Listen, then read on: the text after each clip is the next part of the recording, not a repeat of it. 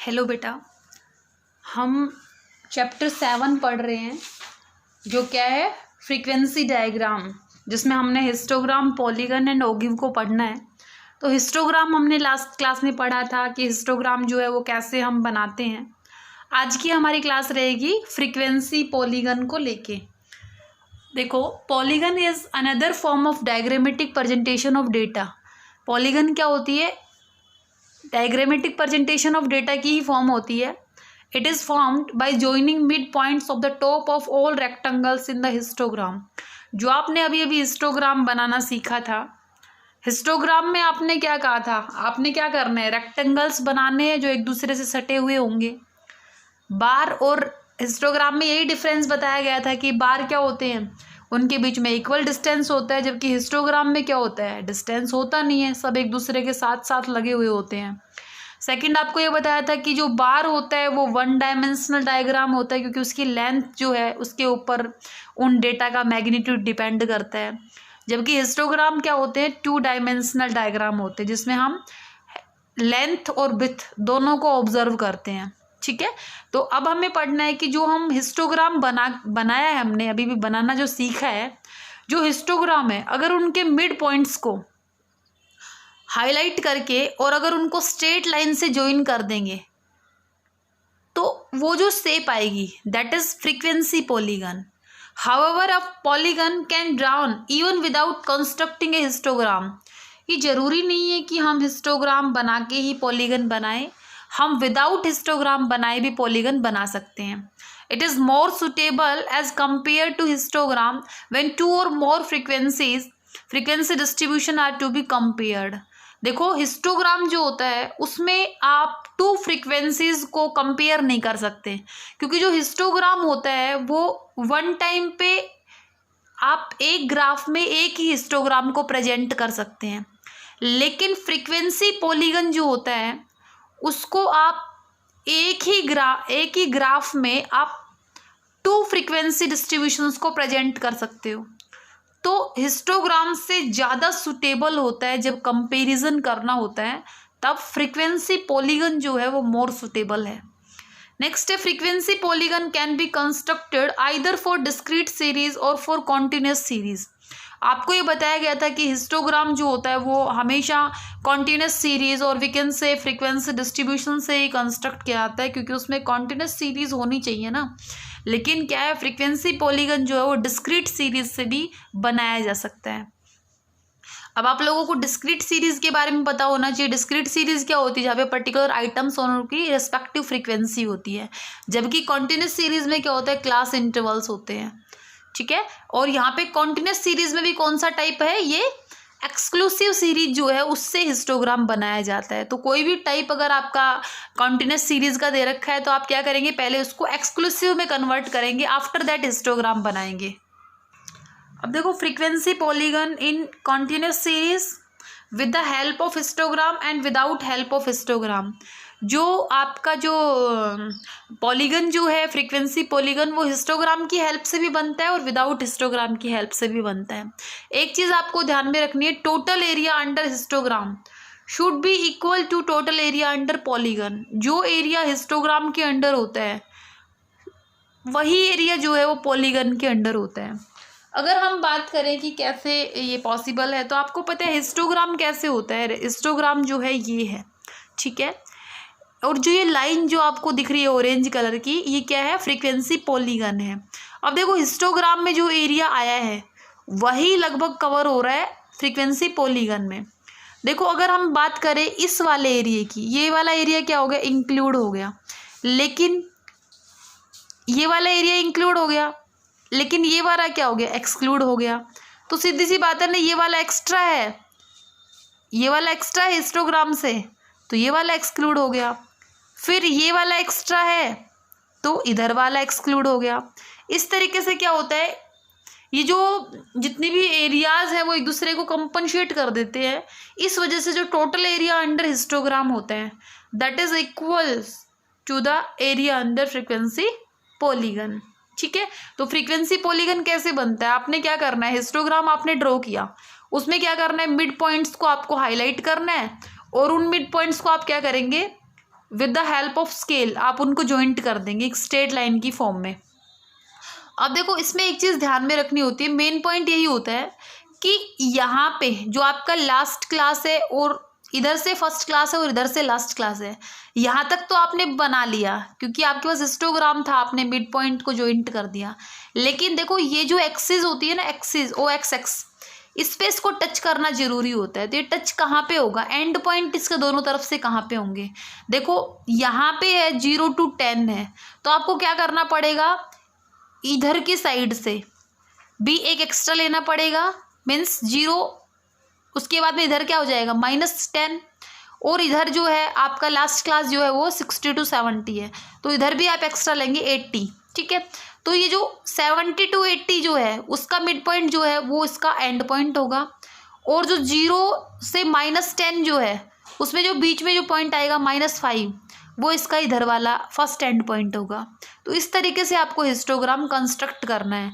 ये बहुत कंपलसरी होता है कि इसको जो ओ एक्स एक्स है उससे अटैच होना चाहिए, क्योंकि जो पॉलीगन होता है, फ्रीक्वेंसी पॉलीगन जो होता है वो फ्लोटिंग शेप में नहीं होता, वो टच होता है एक्स एक्सिस से।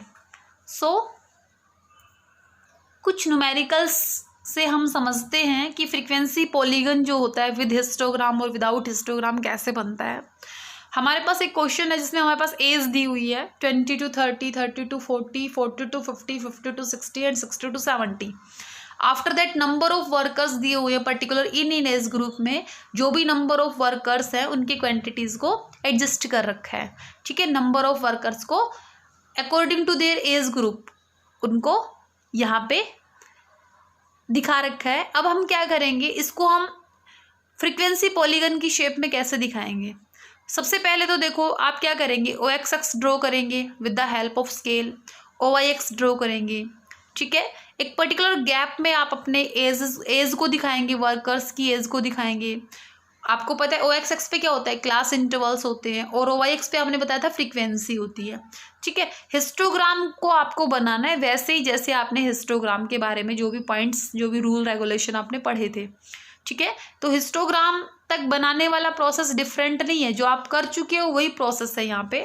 तो आपने क्या किया, 20 to 30 जो है आपके पास 15 है।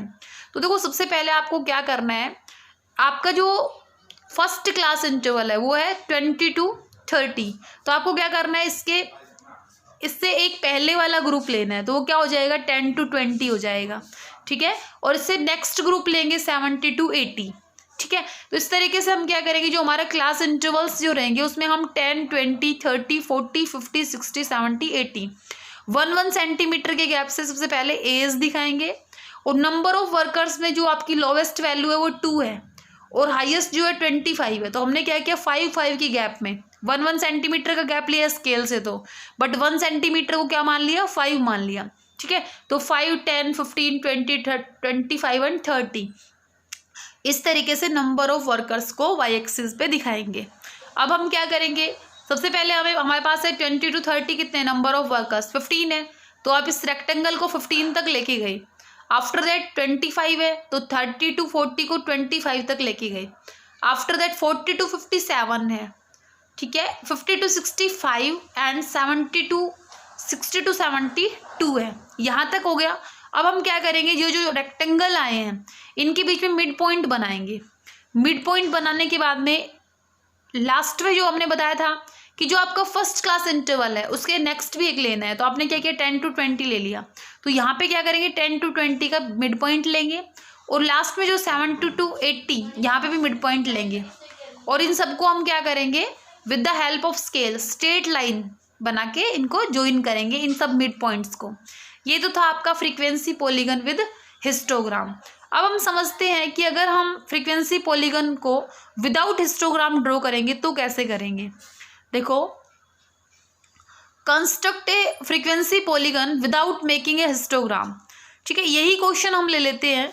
इसमें सबसे पहला हमारा स्टेप रहेगा, हमें क्या करना पड़ेगा, जो हमारी क्लास इंटरवल्स हैं इनकी मिड वैल्यू निकालेंगे। मिड वैल्यू हम कैसे निकालते हैं, मिड वैल्यू निकालने के लिए हम करते हैं, मिड वैल्यू निकालने के लिए सबसे पहले हम लेंगे लोअर लिमिट जिसको हम L1 लिखते हैं, और upper limit that is L2 divide by 2। ठीक ठीक है। तो जो भी हमारी upper limit and lower limit है उनको ऐड करेंगे और 2 से डिवाइड करेंगे। तो आप देखिए 20 + 30 किया आपने तो 50 आ गया, 50 को 2 से डिवाइड किया तो आपके पास मिड वैल्यू क्या आ गई यहाँ पे 25 आ गई। आफ्टर दैट आपने क्या किया 30 to 40, 70 divide by 2 35, 40 + 50 this is 90 divide by 2 45, 50 + 60 110 divide by 2 55 and 60 to 70 this will be 130 divided by 2 this is 65। तो इस तरीके से क्या आ गई आपके पास मिड वैल्यूज आ गई। सबसे पहला स्टेप आपका मिड वैल्यूज का रहेगा। और देखो एक चीज ध्यान में रखनी है कि आपको क्या लेनी है, फर्स्ट जो मिड वैल्यू है उससे नेक्स्ट मिड वैल्यू भी लेनी है और जो लास्ट मिड वैल्यू है उससे नेक्स्ट मिड वैल्यू भी लेनी है। मीन्स ये क्या हो जाएगा 75 और इनमें गैप कितना है 10 का गैप है तो 20 - 10 करेंगे तो क्या आ जाएगा, फर्स्ट जो मिड वैल्यू आएगी वो कितनी आ जाएगी आपके पास 15 आ जाएगी। अब क्या करेंगे, फ्रीक्वेंसी एज इट इज़ रहेंगी लेकिन OXX पे जो है आप क्या करेंगे मिड वैल्यूज़ को प्रेजेंट करेंगे। तो आपने यहाँ पे लिया OXX, अब आपने क्या किया OXX पे आपने एज लिखी और OYX पे आपने नंबर ऑफ वर्कर्स लिख लिए। अब आप क्या करेंगे, सबसे पहले आप 15 25 35 45 55 65 75 एंड 85 तक आपने ले लिया। ठीक है, मैक्सिमम आपको 75 ही था मिड वैल्यू तो 75 तक आप ले लेंगे। आफ्टर दैट आपकी फ्रीक्वेंसी जो है आपने अरेंज की थी, जो आपका विद हिस्टोग्राम बनाया था तो सेम वैसे ही आपने फ्रीक्वेंसी को अरेंज कर दिया। अब आप क्या करेंगे, सीधे सीधे सबसे पहले 25 जो मिड वैल्यू है उसकी फ्रीक्वेंसी कितनी है 15 है। ठीक है, तो 25 की फ्रीक्वेंसी को with the help of scale क्या करेंगे 25 को 15 तक लेके जाएंगे, यहाँ पे आपने हाईलाइट कर लेना है। फिर जो 35 उसकी मिड वो जो फ्रीक्वेंसी है वो 25 है। आफ्टर दैट नेक्स्ट 45 जो मिड वैल्यू है उसकी फ्रीक्वेंसी है 7। ठीक है, तो 7 पे इस तरीके से जो भी फ्रीक्वेंसीज हैं उसके अकॉर्डिंग आपने क्या क्या डॉट्स बना लिए। ठीक है, लास्ट जो डॉट रहेगा वो क्या रहेगा इससे नेक्स्ट फ्रीक्वेंसी पे। ठीक है, लास्ट जो फ्रीक्वेंसी थी वो क्या थी 65 थी, उसकी फ्रीक्वेंसी कितनी थी 2 थी। तो नेक्स्ट आपने ले ली 75, तो 75 पे आप डॉट बना लेंगे एक्स एक्सिस पे ही। ठीक है, और जो फर्स्ट से भी फर्स्ट लेंगे वो क्या हो गई 15 हो गई और इन पॉइंट्स को आप क्या करेंगे स्केल की हेल्प से जॉइंट कर देंगे। तो ये जो आएगी ये शेप जो आएगी that is frequency polygon without histogram. तो ये क्या हो गई, हिस्टोग्राम के बिना आपने क्या बना दिया फ्रीक्वेंसी पॉलीगन को बना दिया। अब आप लोगों को ये बताया गया था कि जो हिस्टोग्राम जो होता पॉलीगन जो होता है वो डिस्क्रीट सीरीज से भी बन सकता है। तो अगर हम डिस्क्रीट सीरीज का एक एग्जाम्पल और ले लेंगे तो शायद हम ज़्यादा अच्छे से अपने माइंड में पिक्चर को सेट कर पाएंगे। तो हमने एक एग्जाम्पल और लिया है जिसमें हमने क्या ले रखी है डिस्क्रीट सीरीज ले रखी है। हमारे पास नंबर ऑफ रूम्स है 1 2 3 4 5 6 एंड नंबर ऑफ हाउसेज हैं 10 15 20 10 5 एंड 4। तो हम क्या करेंगे OXX एंड OYX लेंगे। ठीक है, नंबर ऑफ रूम्स को हमने 1 सेंटीमीटर के गैप से 1 से लेके 7 तक दिखा दिया। आफ्टर दैट हम फ्रीक्वेंसी को देखेंगे, हाईएस्ट फ्रीक्वेंसी हमारे पास 20 है एंड लोएस्ट हमारे पास 4 है। तो हमने क्या किया 5 के गैप से फ्रीक्वेंसीज को अरेंज कर दिया।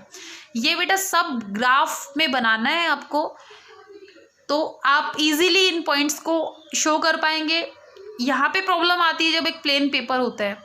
ठीक है, तो आपने नंबर ऑफ हाउसेज को दिखा दिया, फिर आपने देखा कि 1 जो है नंबर 1 रूम जो है वो कितने हाउसेज में 10 हाउसेज में है। तो आपको क्या करना है 1 को 10 पे तक ले जाके उसको पॉइंट में दिखा देना है। फिर 2 पे 15, तो 15 को आप 2 पे 15 तो आप 15 तक इसको स्केल की हेल्प से लेके जाएंगे। 3 पे 20 तो 20 तक लेके गए आप बिल्कुल स्ट्रेट लाइन से। इस तरीके से आप क्या करेंगे हर एक जो आपके आइटम्स हैं उनकी जो रेस्पेक्टिव फ्रीक्वेंसी है उनको डॉट्स से दिखा देंगे। ठीक है, अब ये देखो 1 था तो इसके नेक्स्ट भी एक लेंगे और लास्ट वाले के भी नेक्स्ट लेंगे। तो हमने क्या किया 1 की जो नेक्स्ट आएगी वो 0 आ जाएगी और यहाँ पे जो नेक्स्ट आएगी दैट इज 7 आ जाएगी। तो आपने क्या करना है क्योंकि एक्स एक्सिस से इसको टच करना है तो आप इन सभी पॉइंट्स को क्या करेंगे स्केल की हेल्प से ज्वाइन कर देंगे। एक बात और ध्यान में रखनी है, अगर ऐसा होता कि जो आपका क्लास इंटरवल है वो 0 से 10 या फिर 0 से 20 होता तो जो लास्ट पॉइंट है वो कहाँ पे आता, कोई दिक्कत नहीं है, आपको क्या कर लेना है, नेगेटिव वैल्यूज ले लेनी है। एक्स एक्सिस की इधर की साइड पॉजिटिव वैल्यू होती है और अगर इधर की साइड ड्रॉ करेंगे तो नेगेटिव वैल्यूज आ जाएंगी। तो आपको इधर की साइड एक एक्स्ट्रा ले लेनी है और उसकी मिड पॉइंट से उस हिस्टोग्राम फ्रीक्वेंसी पॉलीगन को ज्वाइन कर देना है। ठीक है, अब देखिए frequency curve. When the vertices of frequency polygon are joined by a smooth curve, the resulting figure is known as frequency curve। जब हम स्ट्रेट लाइन से मिड पॉइंट्स को मिलाते हैं तो वो हो जाता है फ्रीक्वेंसी पॉलीगन। वो जो स्मूथ कर्व बना देते हैं उन पॉइंट्स से तो वो क्या हो जाएगा, फ्रीक्वेंसी कर्व।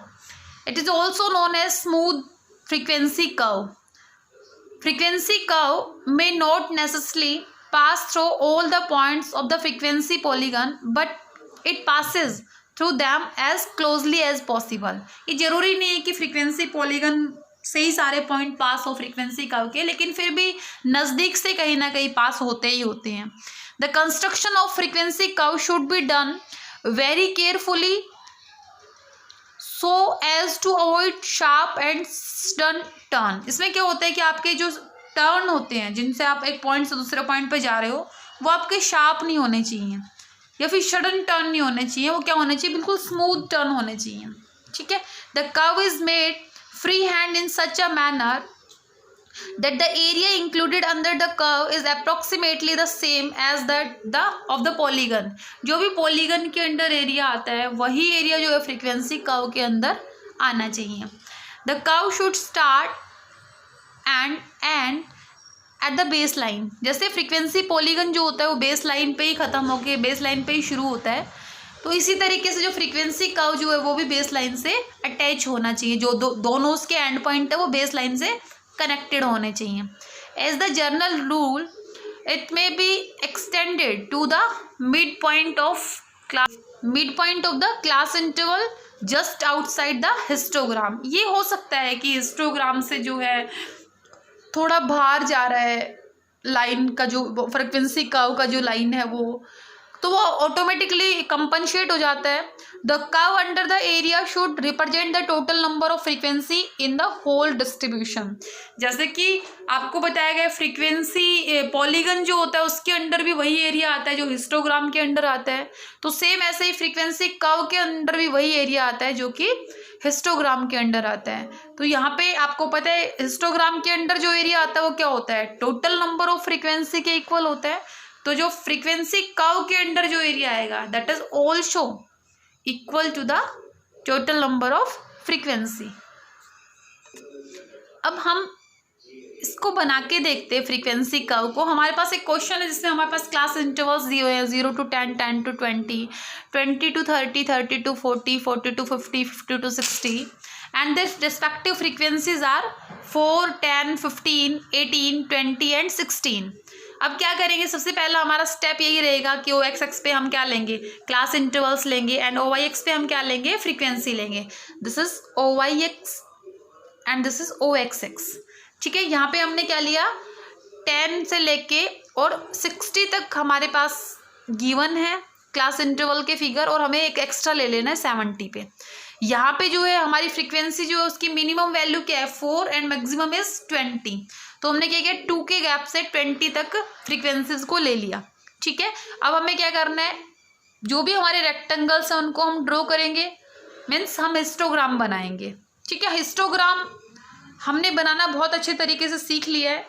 अब हम क्या करेंगे, आप लोगों को एक बात बताई थी कि आपको क्या करना है, 0 to 10 है आपका फर्स्ट जो आपका क्लास इंटरवल है, तो उसके नेक्स्ट लेंगे तो क्या ले लेंगे -10 और इधर जो है 60 से अब आगे क्या हो जाएगा 70। अब इन सब मिड पॉइंट्स को आपने हाईलाइट कर लेना है और फिर क्या करना है, फ्रीक्वेंसी पॉलीगन में आप क्या कर रहे थे, स्केल की हेल्प से मिला रहे थे इन पॉइंट्स को, लेकिन फ्रीक्वेंसी कर्व में क्या करना है, स्मूथ हैंड से मिलाना है। तो आपने क्या कर देना है, कोई भी शार्प टर्न नहीं होना चाहिए आपका, बिल्कुल स्मूथ टर्न होना चाहिए। इस तरीके से आप क्या करेंगे, इन पॉइंट्स को मिला देंगे।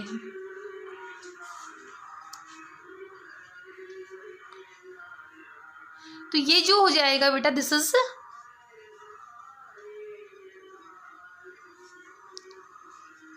Frequency curve. ठीक है, ये आपका फ्रीक्वेंसी कर्व हो गया। देन एट द एंड हमें ये पता होना चाहिए कि frequency polygon and frequency curve में क्या डिफरेंस होता है. The only difference between the two is that in case of frequency polygon the points are joined by straight lines.